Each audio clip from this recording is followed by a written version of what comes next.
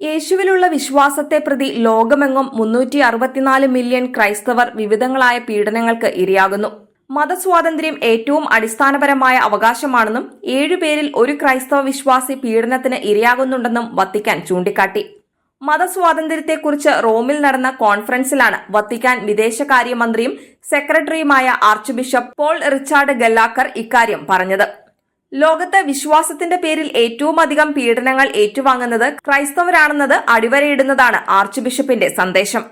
Vatican state secretary കർദിനാൾ Pietro പരോളിനും പരിശുദ്ധ സിംഹാസനത്തിലേക്കുള്ള order of മാൾട്ടയുടെ ambassador Antonio സനാർഡി ലാൻഡിയും ചടങ്ങിൽ സന്നിഹിതരായിരുന്നു.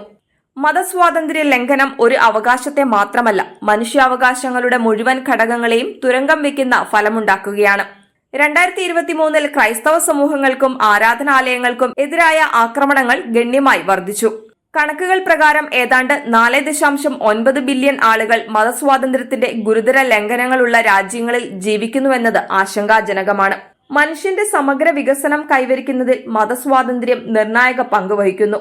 ഇക്കാരണത്താൽ രാഷ്ട്രങ്ങൾ നിഷ്പക്ഷത പാലിക്കുകയും വിശ്വാസികളായവർക്കും എല്ലാവർക്കും അവരുടെ വിശ്വാസങ്ങൾ പരസ്യമായി പ്രകടിപ്പിക്കാനുള്ള ഒരേ അവകാശം ഉറപ്പു നൽകണമെന്നും ആർച്ച് ബിഷപ്പ് ആവശ്യപ്പെട്ടു.